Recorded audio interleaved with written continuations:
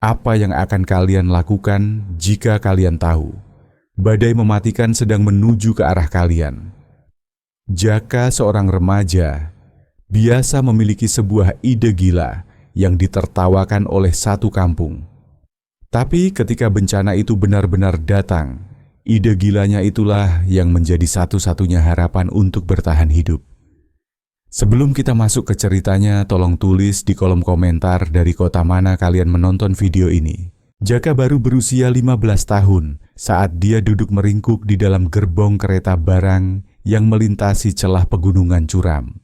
Di luar sana badai mengamuk dengan ganas. Kereta itu terpaksa berhenti selama 3 jam, sementara angin ribut menghantam dinding kayu. Melalui celah kecil di dinding gerbong, Jaka mengintip keluar melihat dunia yang berubah menjadi putih dan mematikan. Tapi di dalam gerbong itu dia tetap kering. Atap logam yang melengkung menangkis air dan es seperti air di punggung bebek. Dinding-dindingnya menahan angin sepenuhnya. Ruangan itu memang tidak hangat, tapi setidaknya tidak membunuh. Sebuah cangkang, gumam Jaka pada dirinya sendiri. Gerbong kereta ini seperti cangkang pelindung di sekeliling kita. Anjingnya, seekor anjing kampung campuran yang setia bernama Biro, mengangkat kepalanya saat mendengar suara tuannya. Biro sudah bersama Jaka selama 2 tahun sejak mereka berdua sama-sama dibuang. Jaka ditinggalkan oleh ayahnya yang pemabuk berat, sedangkan Biro ditinggalkan oleh pemiliknya yang pindah rumah dan membiarkannya terikat di tiang pagar. Mereka saling menemukan. Mereka bertahan hidup bersama. Dan sekarang Jaka sedang berpikir keras. Dia bertanya dengan suara pelan, bagaimana jika dia membangun cangkang di sekeliling pondok kayu. Sesuatu yang cukup besar untuk menutupi seluruh bangunan, menahan hujan es, dan memblokir angin seperti baju zirah untuk sebuah rumah. Ekor Biro memukul-mukul lantai gerbong. Dia tidak mengerti kata-katanya, tapi dia mengerti nadanya. Manusia kesayangannya sedang merencanakan sesuatu. Rencana berarti membangun. Membangun berarti memiliki tujuan. 3 bulan kemudian mereka tiba di Lembah Dingin, sebuah pemukiman terpencil di dataran tinggi. Jaka hanya memiliki uang Rp17.000. Di saku celananya sebuah tas berisi peralatan tukang, dan sebuah ide yang menurut semua orang adalah hal paling bodoh yang pernah mereka dengar. Tapi mereka semua salah. Tahun itu adalah 1891. Kota kecil di Lembah Dingin itu sudah sering melihat para perantau muda datang dan pergi. Anak-anak muda yang lari dari masa lalu atau mengejar masa depan mencari tanah pertanian atau sekadar awal yang baru. Sebagian besar dari mereka hanya bertahan 1 musim hujan, lalu kabur kembali ke kota dengan jari-jari kaku karena kedinginan dan mimpi yang hancur. Jaka tidak terlihat berbeda dari mereka. Sekarang dia berumur 16 tahun, bertubuh kurus, namun berotot kawat dengan tangan yang kasar karena kerja keras dan mata yang waspada. Anjing di sisinya adalah satu-satunya hal yang membuat orang menoleh 2 kali. Pak Haji Halim, pemilik warung serba ada yang juga bertindak sebagai penyambut tamu tak resmi di kota itu, memuji anjing Jaka. Dia bertanya, apa yang membawa anak muda itu ke Lembah Dingin? Jaka menjawab dengan sopan bahwa dia ingin membuka lahan dan mendengar ada tanah murah di Bukit Utara. Alis Pak Haji Halim terangkat tinggi. Dia menjelaskan bahwa tanah di Bukit Utara itu tersedia karena tidak ada seorang pun yang menginginkannya. Tempat itu terlalu terbuka. Angin kencang di sana bisa membekukan siapa saja sebelum musim panen tiba. Jaka menjawab dengan suara tenang bahwa dia tahu soal angin itu dan dia sudah punya rencana. Pak Haji Halim tertawa kecil. Dia menasihati Jaka bahwa banyak orang yang usianya 2 kali lipat dan uangnya 10 kali lebih banyak sudah mencoba membangun di bukit itu. Tapi badai selalu mengubur semuanya. Angin menghancurkan apapun yang tidak terkubur. Dia bertanya rencana macam apa yang mungkin dimiliki oleh anak berumur 16 tahun. Jaka menjawab mantap, dia akan membangun sebuah cangkang. Sebuah lengkungan baja di atas pondoknya. Seperti atap di atas atap. Lengkungan itu akan menahan badai dan angin, sehingga pondok di bawahnya tetap terlindungi. Pak Haji menatapnya lama lalu tertawa, bukan karena jahat, tapi karena tidak percaya. Dia menggelengkan kepala dan berkata bahwa itu mungkin ide paling cerdas atau paling gila yang pernah dia dengar. Tanah itu menghabiskan 12.000 dari 17.000 rupiah milik Jaka. Tidak ada orang lain yang menginginkan lahan di Bukit Utara. Itu 40 hektar lereng, bukit terbuka, yang menampung setiap badai yang bergulung melalui lembah. 3 pemilik sebelumnya semua menyerah, meninggalkan pondasi pondok yang sudah hancur tertimpa beban badai atau terkoyak oleh angin gunung. Jaka berjalan menyusuri properti barunya pada hari pertama dengan Biro yang berjalan di sampingnya. Dia mempelajari kegagalan orang-orang sebelum dia. Dia memeriksa balok atap yang runtuh dan bergumam bahwa mereka membangun terlalu ringan, terlalu terbuka. Tidak ada pemecah angin, tidak ada perlindungan. Hanya pondok kayu yang duduk di tempat terbuka seperti sasaran tembak. Biro mengendus kayu lapuk itu, lalu menatap tuannya dengan penuh harap. Jaka berjanji pada anjingnya bahwa mereka akan melakukannya dengan cara yang berbeda. Mereka akan membangun pondok yang tidak bisa disentuh oleh badai. Langkah pertama adalah membangun lengkungan baja itu. Langkah pertama adalah membuat lengkungan itu. Jaka pernah melihat struktur baja melengkung di stasiun kereta api gudang penyimpanan yang terbuat dari panel logam bergelombang yang disatukan menjadi bentuk setengah silinder. Bangunan itu memang terlihat jelek, tapi sangat kuat dirancang untuk menahan beban angin yang bisa meratakan bangunan biasa. Dia tidak punya uang untuk membeli yang baru, tapi dia bisa membuatnya. Baja itu dia dapatkan dari operasi tambang yang gagal sekitar 30 km di sebelah utara. Tambang itu sudah tutup 2 tahun lalu meninggalkan peralatan bangunan dan tumpukan panel baja bergelombang yang tidak diinginkan siapapun. Jaka menawarkan penjaga di sana uang sebesar 3.000 rupiah untuk mengambil baja sebanyak yang bisa dia angkut. Pria itu tertawa dan menyuruhnya mengambil apa saja yang sanggup dia bawa. Jaka butuh waktu 6 minggu untuk memindahkan semuanya. Dia melakukan perjalanan bolak-balik sebanyak 17 kali. Dia memuat gerobak kecilnya dengan panel baja menariknya, dengan seekor kuda tua yang dia pinjam sebagai ganti tenaga kerja. Dia menyeret material itu naik ke punggung bukit, satu angkutan yang menyiksa demi satu angkutan lainnya. Panel-panel itu berat dan canggung. Tepiannya yang tajam melukai tangannya, meski sudah memakai sarung tangan kerja. Pada perjalanan keempat, sebuah panel menyayat sarung tangannya dan merobek telapak tangannya hingga terlihat tulang. Jaka menjahit lukanya sendiri dengan benang dan jarum yang dia panaskan di atas api, sambil menggigit sebatang kayu, menahan sakit sementara. Biro merintih sedih di sampingnya. Pekerjaan itu hampir menghancurkan tubuhnya. Pada perjalanan ke-9 roda gerobaknya pecah. Dia terpaksa memanggul panel-panel itu di punggungnya 3 lembar sekaligus. Beban seberat hampir 100 kg harus dia bawa melintasi jalan setapak gunung sejauh 5 km. Bahunya berdarah karena tepian logam yang menancap di kulit. Pada perjalanan ke-15 badai petir menjebaknya di tempat terbuka. Dia berlindung di bawah gerobak bersama Biro melihat kilat menyambar pohon 100 meter jauhnya dan bertanya-tanya apakah dia akan hidup untuk menyelesaikan apa yang dia mulai. Tapi dia terus berjalan. Setiap pagi dia bangun dengan tubuh pegal dan kelelahan. Dan setiap pagi dia memuat gerobak itu lagi. Satu kali lagi dia berbisik kepada Biro. Cuma satu kali lagi, setelah itu kita istirahat. Tapi satu kali lagi itu selalu menjadi satu kali lagi yang berikutnya. Karena lengkungan di kepalanya tidak akan terbangun sendiri. Dan tidak ada orang lain yang akan melakukannya untuk dia. Biro berjalan di sampingnya dalam setiap perjalanan. Kadang berlari di depan untuk memeriksa jalan, kadang tertinggal di belakang. Untuk mengendus sesuatu tapi selalu kembali. Selalu hadir.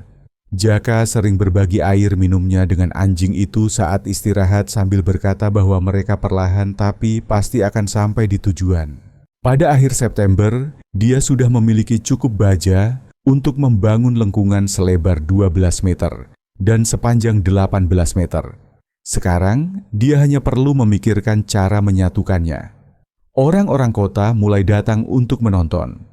Tentu saja kabar sudah tersebar tentang anak gila di Bukit Utara yang sedang membangun sesuatu yang tidak bisa dikenali oleh siapapun. Mereka datang berkuda satu persatu atau berdua penasaran skeptis dan siap menyaksikan kegagalan.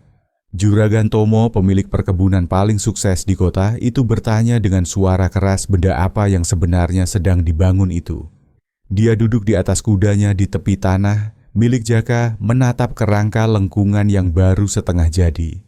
Menurutnya benda itu terlihat seperti kerangka ikan paus raksasa. Jaka menjawab tanpa menghentikan pekerjaannya bahwa itu adalah tempat berlindung.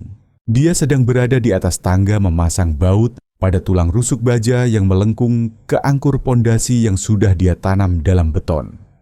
Dia menjelaskan bahwa setelah selesai nanti, dia akan membangun pondoknya di dalam lengkungan itu. Juragan Tomo tertawa terbahak-bahak. Dia berkata bahwa Jaka sedang membangun kandang ternak, lalu memasukkan rumah ke dalam kandang itu. Menurutnya itu adalah hal paling konyol yang pernah dia dengar. Jaka melakukan pekerjaan 2 kali lipat untuk hasil yang sama. Jaka turun dari tangga untuk menghadapi orang kaya itu. Dia menyangkal hasilnya tidak akan sama. Dia menjelaskan ketika badai datang atap pondok, biasa harus menahan semua beban itu sendirian. Dindingnya harus memblokir angin, dan jika gagal penghuninya akan membeku. Dia menunjuk ke arah lengkungan yang mulai terbentuk di belakangnya. Pondok miliknya tidak perlu melakukan semua itu. Lengkungan bajalah yang menangani badai.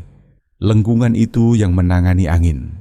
Pondok di dalamnya hanya perlu menjadi tempat tinggal yang nyaman. Juragan Tomo menggelengkan kepalanya. Dia bertanya bagaimana jika lengkungan itu runtuh dan semua baja itu jatuh menimpa pondok kecilnya. Jaka menjawab dengan yakin bahwa desain ini biasa menahan beban di bengkel kereta api. Desain ini sudah menahan beban yang lebih buruk daripada musim dingin di pegunungan ini. Juragan Tomo memutar kudanya untuk pergi sambil berkata, "Kita lihat saja nanti." Dia memperingatkan Jaka agar tidak datang menangis kepadanya ketika dia terkubur di bawah kebodohannya sendiri. Dia pergi tanpa menoleh ke belakang. Jaka kembali bekerja. Oktober membawa penyelesaian kerangka baja itu dan awal dari pembangunan pondoknya. Lengkungan itu kini berdiri utuh sebuah setengah silinder raksasa dari baja bergelombang. Bagian depannya terbuka, bagian belakangnya tertutup, dan kakinya tertanam kuat ke dalam pondasi beton, sedalam 1 meter lebih ke dalam tanah. Bangunan itu terlihat asing di tengah pemandangan pegunungan yang hijau dan berkabut sebuah benda industri yang menyusup ke alam liar, tapi benda itu kokoh. Saat Jaka berdiri di dalamnya dan mendongak ke langit-langit melengkung setinggi 12 meter di atasnya, dia merasakan sesuatu yang sudah bertahun-tahun tidak dia rasakan. Rasa aman. Sekarang tinggal bagian mudahnya gumamnya kepada Biro yang sudah mengklaim tempat nyaman di dekat pintu masuk lengkungan sebagai pos pengawasannya. Membangun pondok itu sederhana. Jaka bisa bekerja menembus hujan deras, menembus angin kencang dan cuaca buruk yang biasanya akan menghentikan pekerjaan konstruksi apapun. Cangkang baja itu melindunginya sementara dia membangun rumah di dalamnya. Pondok kayu itu mulai terbentuk sepanjang bulan Oktober dan November. Dinding papan kayu naik di dalam kepompong baja itu. Atap segitiga yang tidak perlu menahan hujan es karena lengkungan di atasnya sudah menahannya. Jendela pintu dan cerobong asap yang dia alirkan melalui celah khusus di puncak lengkungan baja. Dia membangunnya lebih besar dari yang dia butuhkan karena dia punya ruang lebih. 2 kamar bukan 1. Sebuah loteng untuk penyimpanan dan serambi depan yang layak. Meskipun serambi itu berada di dalam lengkungan dan tidak akan pernah terkena hujan atau panas matahari. Kemudian datanglah urusan kayu bakar. Jaka paham betul bahwa lengkungan itu bukan sekadar tempat berlindung, tapi juga gudang penyimpanan. Semua ruang kosong di sepanjang dinding lengkungan celah antara dinding pondok dan cangkang baja bisa memuat cukup kayu bakar untuk bertahan bertahun-tahun. Dia mulai menebang pohon pada akhir November, membelah kayu gelondongan, sampai lengannya terasa terbakar dan punggungnya menjerit kesakitan. Biro menyeret ranting-ranting kecil kembali ke lengkungan, sementara Jaka mengangkut potongan berat dengan kereta sorong. Pada bulan Desember, dia sudah menumpuk kayu bakar dari lantai sampai ke langit-langit di kedua sisi pondoknya. Tembok masif dari potongan kayu yang mengubah celah kosong itu menjadi barikade padat. Siapapun yang melihat lengkungan itu dari luar hanya akan melihat kayu-kayu dan lebih banyak kayu dengan pintu pondok yang mengintip di antara dua gunung bahan bakar itu. Pak Haji Halim sempat berkunjung dan rahangnya jatuh saat melihat pemandangan itu. Dia berkata bahwa kayu sebanyak itu cukup untuk bertahan selama 3 musim badai. Jaka menyeka keringat dari wajahnya meskipun udara di luar sangat dingin. Dia menjawab pelan namun tegas bahwa dia tidak ingin pernah kehabisan. Kebanyakan orang hanya memotong apa yang mereka butuhkan untuk 1 musim. Tapi kebanyakan orang belum pernah melihat apa yang bisa dilakukan oleh badai yang sesungguhnya. Jaka sudah pernah melihatnya, dan dia tidak akan pernah tertangkap tanpa persiapan. Tidak akan pernah lagi. Orang-orang kampung terus datang untuk menonton. Keraguan mereka perlahan berubah menjadi sesuatu yang lain. Belum sepenuhnya percaya, tapi mulai penasaran. Pak Haji Halim berkata pada satu kunjungan, saat memperhatikan Jaka memasang jendela, bahwa dia masih berpikir Jaka itu gila. Tapi dia mulai curiga kalau Jaka itu gila dengan cara yang cerdik. Jaka hanya tersenyum tipis dan menyuruh Pak Haji bertanya lagi padanya saat musim semi nanti. Bulan Desember membawa ujian yang sesungguhnya. Badai itu bergulung masuk pada tanggal 14.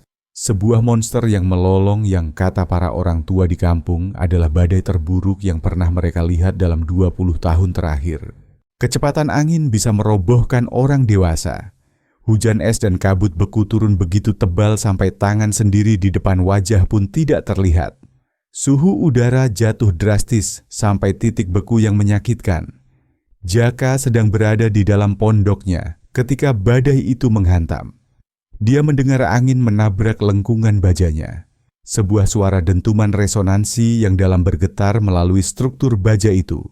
Dia mendengar hujan es menumpuk di atap melengkung di atasnya, lalu mendengar suara es itu meluncur jatuh ke sisi-sisi lengkungan persis seperti yang dirancang.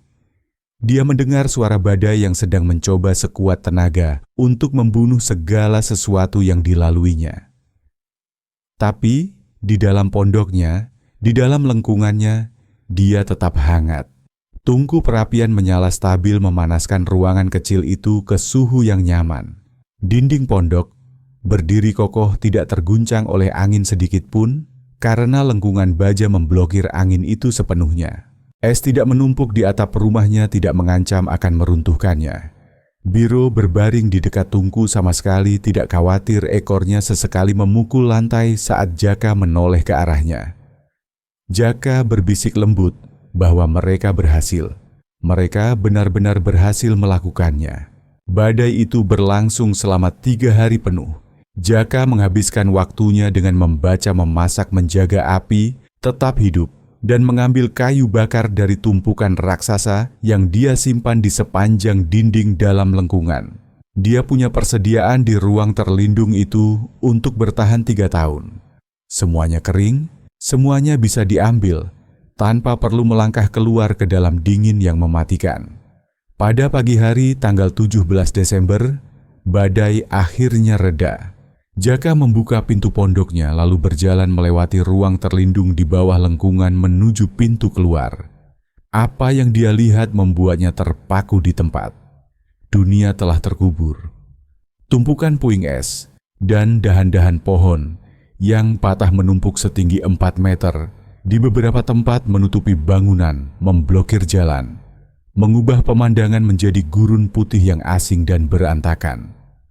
Pohon-pohon yang tidak terlindungi telah bengkok atau patah.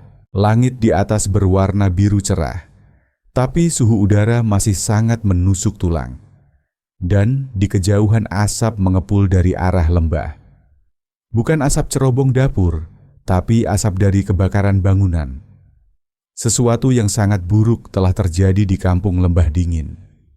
Dia baru tahu apa yang terjadi ketika Juragan Tomo muncul di depan lengkungannya 2 jam kemudian. Orang kaya itu sama sekali tidak terlihat seperti pria sombong yang mengejek proyek Jaka 3 bulan lalu. Wajahnya merah dan lecet karena radang dingin. Kudanya terhuyung-huyung karena kelelahan. Matanya kosong seperti seseorang yang baru saja melihat sesuatu yang mengerikan. Juragan Tomo meluncur turun dari kudanya dan berkata dengan napas tersengal bahwa kampung mereka hancur. Jaka bertanya cepat apa yang terjadi. Warung Pak Haji Halim runtuh. Atapnya tidak kuat menahan beban es dan angin. Atap itu ambruk menimpa tungku api yang sedang menyala dan seluruh bangunan itu terbakar habis. Juragan Tomo gemetar hebat. Entah karena kedinginan atau karena syok, Jaka tidak tahu. Dia melanjutkan ceritanya bahwa api itu menjalar ke rumah kos Bu Marta sebelum hujan es memadamkannya. Setengah penduduk kampung kehilangan tempat tinggal. Setengah lainnya mencoba menampung mereka, tapi tidak ada ruang. Tidak ada makanan. Tidak ada. Dia berhenti bicara, matanya menatap melewati bahu Jaka ke arah lengkungan baja itu. Dia menatap pondok kayu yang utuh di dalamnya, menatap tumpukan kayu bakar yang menggunung di sepanjang dinding, menatap tempat perlindungan yang selamat dari badai tanpa goresan sedikit pun. Juragan Tomo berbisik pelan, "Ya Tuhan, ini berhasil. Benda ini benar-benar berhasil." Jaka langsung bertanya, "Berapa banyak orang yang butuh tempat berteduh?" Juragan Tomo menjawab, 14 orang mungkin lebih. Ibu-ibu dan anak-anak dari keluarga yang kehilangan rumah. Jaka tidak ragu sedikit pun. Dia menyuruh Juragan Tomo membawa mereka ke sana. Kesini Juragan Tomo melihat sekeliling interior lengkungan itu. Dia ragu apakah tempat itu cukup luas. Jaka menjawab tegas, tempat ini lebih luas dari apa yang mereka miliki sekarang. Lengkungan ini tetap hangat hanya karena tertutup. Di dalam sini suhunya jauh lebih tinggi dari luar. Bahkan tanpa api, mereka bisa menggelar alas tidur, berbagi makanan, berbagi panas tubuh. Mungkin tidak akan nyaman, tapi setidaknya mereka akan tetap hidup. Juragan Tomo menatapnya lekat-lekat. Menatap anak muda yang dulu dia anggap bodoh. Anak 16 tahun dengan ide gilanya anjingnya dan tekad bajanya. Dia bertanya pelan, kenapa Jaka mau menolong mereka? Padahal mereka menertawakannya. Dia sendiri menertawakannya. Jaka mengangkat bahu ringan. Dia menjawab karena mereka butuh bantuan. Semua hal lain hanyalah suara bising yang tidak penting. Menjelang malam 18 orang sudah tinggal di dalam lengkungan Jaka. Bukan di dalam pondok pribadi Jaka yang tetap menjadi ruang privasinya hadiah atas kerja kerasnya selama berbulan-bulan. Tapi lengkungan baja itu sendiri berubah menjadi tempat penampungan umum, dipenuhi dengan gulungan kasur selimut dan tempat tidur darurat. Jaka menyalakan tungku kedua di ruang terbuka itu, yang diberi makan oleh persediaan kayu bakar tak terbatas yang tersusun di dinding. Dia mengatur jadwal memasak, menjatah makanan, menciptakan sistem yang menjaga semua orang tetap hangat dan kenyang. Sementara warga kampung mencoba membangun kembali kehidupan mereka. Para pengungsi itu termasuk Bu Marta dan ketiga anaknya yang rumah kosnya terbakar habis. Dia berusia 42 tahun. Dan kehilangan segalanya kecuali baju tidur yang dipakainya saat melarikan diri. Ada keluarga Pak William bersama istri dan 2 anak remajanya yang atap pondoknya runtuh saat mereka tidur. Lengan Pak William patah tertimpa balok kayu. Ada Mbah Slamet, kakek tua berusia 73 tahun yang tinggal di kos Bu Marta karena pondoknya sendiri sudah terlalu reot. Dia duduk di dekat tungku menceritakan dongeng kepada anak-anak agar mereka tetap tenang. Ada juga kakak beradik Ratih dan Ratna 19 dan 17 tahun yang bekerja di warung saat bangunan itu runtuh. Dahi Ratih terluka sobek yang kemudian dijahit oleh Jaka dengan benang dan jarum jahit persis seperti cara dia dulu menjahit luka Biro. Dan yang lainnya wajah-wajah nama-nama dan cerita-cerita pilu. Mereka semua berbagi ruang yang dibangun Jaka untuk dirinya sendiri. Mereka semua hidup karena seorang anak muda pernah melihat gerbong kereta menangkis badai dan berpikir bagaimana jika krisis ini berlangsung selama 2 minggu. 14 hari berlalu dengan makan, bersama berbagi kehangatan dan berbagi harapan. 14 hari di mana Jaka memimpin kerja bakti untuk menggali sisa-sisa reruntuhan kota, menyelamatkan apa yang bisa diselamatkan, dan mulai membangun kembali apa yang sudah hancur. Selama 14 hari itu juga, Biro berkeliling di antara para pengungsi. Anjing itu menawarkan kenyamanan hanya dengan kehadirannya, membiarkan anak-anak membenamkan wajah mereka ke bulunya saat mereka menangis meratapi rumah yang hilang. Bu Marta berkata pada suatu malam saat melihat anak bungsunya menjadikan Biro sebagai bantal tidur bahwa anjing itu bernilai setara dengan emas. Dia tahu persis siapa yang paling membutuhkannya. Jaka menjawab pelan bahwa Biro memang selalu seperti itu. Dia menemukan Jaka saat dia butuh ditemukan. Mungkin dia melakukan hal yang sama untuk orang lain. Bu Marta menoleh dan menatapnya. Dia bertanya, lalu siapa yang menemukan Jaka dulu? Jaka menjawab dengan nada datar, tanpa mengasihani diri sendiri, bahwa tidak ada yang menemukannya. Dia menemukan dirinya sendiri, membangun dirinya sendiri. Sama seperti cara dia membangun tempat ini. Bu Marta tersenyum lembut. Dia berkata bahwa Jaka telah membangun sesuatu yang luar biasa. Tempat perlindungan ini adalah sesuatu yang belum pernah dia lihat sebelumnya. Jaka merendah berkata bahwa itu hanya teknik sipil biasa, hanya cangkang di atas pondok. Tidak ada yang spesial. Bu Marta menyangkalnya.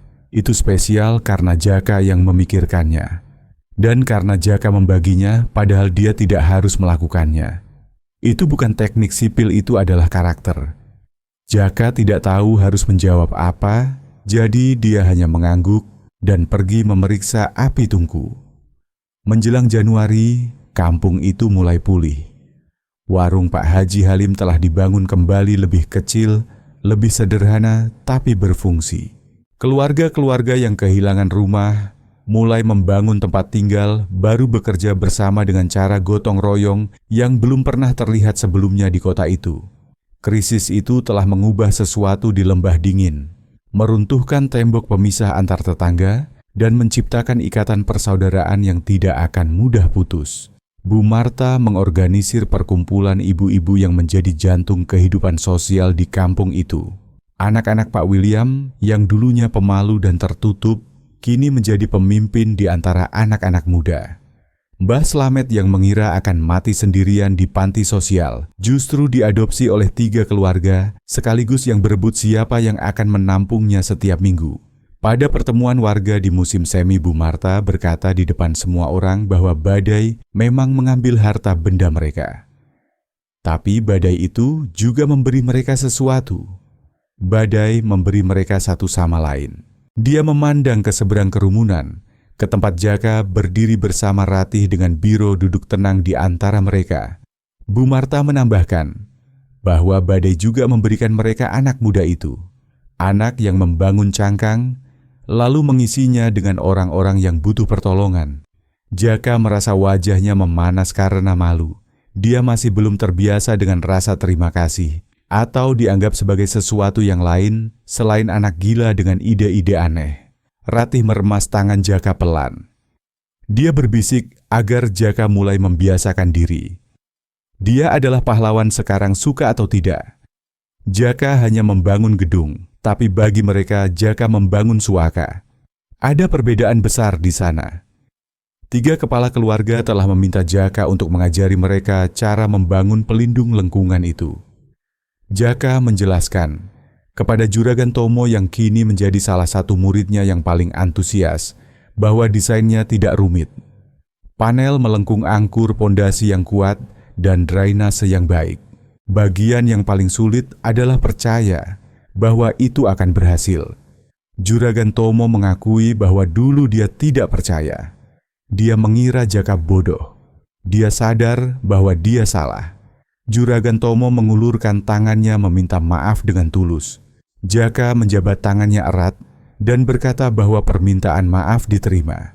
Sekarang dia mengajak Juragan Tomo mendiskusikan di mana dia ingin meletakkan lengkungannya. Musim semi datang membawa perubahan. Pada bulan Mei 4 pelindung lengkungan baru sudah berdiri di lembah dingin.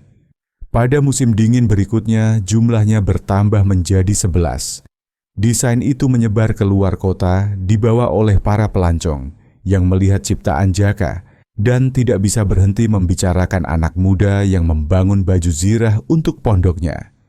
Jaka melatih tenaga kerja magang, mengajari siapa saja yang ingin belajar.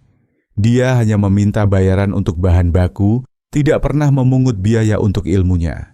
Pak Haji Halim pernah berkata bahwa Jaka bisa menjadi kaya raya. Dia menyarankan untuk mematenkan desain itu memungut biaya lisensi dan membangun bisnis besar. Jaka setuju bahwa dia bisa saja melakukan itu. Tapi kemudian akan ada keluarga miskin yang tidak mampu membayar biayanya, lalu mencoba bertahan hidup tanpa pelindung itu. Dan mungkin mereka tidak akan selamat. Jaka menegaskan dengan rahang mengeras bahwa uang tidak sebanding dengan nyawa. Ayahnya mungkin akan mengambil uang itu, tapi ayahnya tidak ada di sini, dan dia bukan ayahnya. Jaka menuliskan semuanya. Rencana rinci daftar material urutan konstruksi dan kesalahan umum yang harus dihindari. Dia menjilid halaman-halaman itu menjadi buku kecil dan memberikan salinannya kepada siapa saja yang meminta. Buku-buku itu menyebar dari tangan ke tangan disalin, dan disalin ulang dibawa ke kam-kam pertambangan peternakan dan perkebunan di seluruh wilayah dataran tinggi. Surat-surat berdatangan dari orang asing berterima kasih padanya atas desain yang telah menyelamatkan keluarga mereka. Sebuah koran di ibu kota provinsi menerbitkan artikel yang menjulukinya Sang Pembangun Cangkang. Sebuah perusahaan tambang besar menawarkannya pekerjaan merancang tempat berlindung bagi pekerja mereka dengan gaji 2 kali lipat dari penghasilan orang biasa dalam setahun. Dia menolak semuanya. Dia berkata kepada Ratih pada suatu sore saat duduk di serambi di dalam lengkungan mereka sambil menonton hujan deras jatuh tanpa bahaya pada cangkang. Baja di atas, dia bilang dia sudah memiliki semua yang dia butuhkan. Sebuah rumah, sebuah tujuan, dan seseorang untuk berbagi hidup. Apalagi yang dia cari? Ratih tersenyum, tangannya bergerak menyentuh perutnya. Dia berkata pelan, anak-anak. Jaka terbelalak kaget. Ratih tersenyum lebar dan memberitahu bahwa Jaka akan menjadi seorang ayah. Jaka menarik istrinya mendekat, tidak mampu berkata-kata. Biro menekan tubuhnya ke kaki mereka berdua, ekornya bergoyang-goyang seolah mengerti bahwa sesuatu yang indah baru saja terjadi. Pak Haji Halim mengamati pemuda itu karena itulah Jaka sekarang bukan lagi seorang anak kecil. 18 tahun dihormati di seluruh wilayah dan bertunangan dengan Ratih, gadis yang tidak pernah melupakan anak laki-laki yang menjahit lukanya dengan tangan gemetar sementara dunia runtuh di luar sana. Pak Haji akhirnya berkata bahwa Jaka jelas bukan ayahnya, dan dia bersyukur kepada Tuhan untuk hal itu. Biro mati pada musim kemarau tahun 1897 tua, beruban dan puas. Jaka menemukannya di tempat biasa di dekat tungku tampak damai, seolah-olah dia hanya memutuskan bahwa pekerjaannya sudah selesai. Pondok itu terasa lebih sepi dari sebelumnya. Keheningan di tempat napas Biro biasanya terdengar terasa lebih keras daripada badai manapun. Jaka menguburkannya di pintu masuk lengkungan tempat Biro menghabiskan begitu banyak waktu mengawasi konstruksi, menjaga para pengungsi dan menjaga kehidupan yang mereka bangun bersama. Seluruh penduduk kampung datang ke pemakaman itu. Bukan karena Biro hanya seekor anjing meskipun dia anjing yang luar biasa, tapi karena semua orang mengerti apa yang dia wakili. Kesetiaan, ketekunan, dan keyakinan diam bahwa seseorang yang kamu cintai sedang melakukan sesuatu yang penting. Jaka berdiri di kuburan itu dan berkata bahwa Biro menemukannya saat dia butuh ditemukan. Dia bertahan ketika semua orang pergi. Dia percaya pada tempat ini sebelum orang lain percaya, bahkan termasuk Jaka sendiri. Ratih berdiri di sampingnya, tangannya menggenggam tangan Jaka. Dia berkata bahwa Biro adalah teman terbaik. Jaka meletakkan tangannya di atas penanda kuburan. Dia berbisik, "Istirahatlah sekarang kawan, kamu pantas mendapatkannya." Penanda itu bertuliskan Biro Sang Penjaga. Jaka tinggal di pondok pelindung itu sampai tahun 1953, meninggal pada usia 78 tahun. Pada saat itu desainnya telah menyebar ke seluruh Nusantara, dari pegunungan Sumatera, dataran tinggi Sulawesi, hingga pedalaman Papua. Ribuan keluarga telah membangun variasi dari konsep aslinya melindungi rumah mereka dengan cangkang baja yang mengubah badai, mematikan menjadi ketidaknyamanan kecil. Mereka menyebutnya lengkungan Jaka, meskipun Jaka selalu memprotes bahwa dia hanya meniru apa yang dilakukan bengkel kereta api selama beberapa dekade. Tapi nama itu tetap melekat menempel pada desain yang telah menyelamatkan banyak nyawa. Dia dan Ratih membesarkan 4 anak di pondok di bawah lengkungan itu yang masing-masing belajar menempah baja sebelum mereka bisa membaca. Cucu-cucu mereka menyebar ke seluruh negeri membawa pengetahuan itu bersama mereka, membangun tempat berlindung yang melindungi keluarga yang tidak akan pernah mereka temui.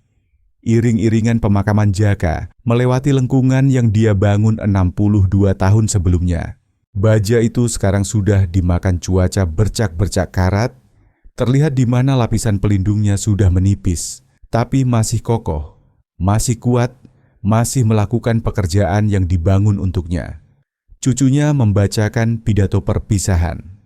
Tomo muda yang dinamai menurut Juragan Tomo, sahabat pertama kakeknya, berkata dengan lantang. Kakeknya datang ke lembah dingin dengan uang 17.000 dan seekor anjing. Semua orang mengira dia gila. Semua orang bilang idenya akan gagal. Tapi dia tetap membangunnya. Dan ketika badai terburuk, mencoba membunuh kota ini, tempat perlindungannya adalah satu-satunya yang tetap berdiri. Dia memandang kerumunan yang memadati lengkungan itu meluber sampai ke salju di luar.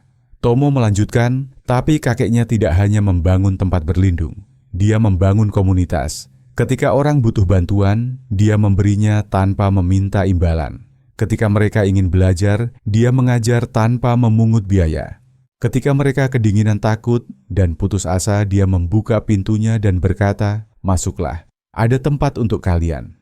Tomo muda meletakkan tangannya di atas peti mati. Dia berkata, lengkungan yang kakeknya desain akan bertahan lebih lama dari kita semua. Tapi, teladan yang dia berikan kebaikan hati, kemurahan hati, keyakinan bahwa kita semua menanggung ini bersama-sama, itulah warisan yang benar-benar penting. Istirahatlah sekarang kakek. Biro sudah menunggu dan pelindung ini akan tetap berdiri. Lengkungan asli itu masih berdiri hingga hari ini. Pondok di dalamnya telah dibangun ulang 2 kali, diperbarui dengan kenyamanan modern, tapi cangkang bajanya masih asli. Panel yang sama yang diseret Jaka dari tambang tua pada tahun 1891. Masih melengkung, masih kuat, masih melindungi apapun yang dibangun di bawahnya. Pengunjung kadang datang untuk melihatnya berdiri di dalam ruang tempat 18 pengungsi selamat dari badai besar.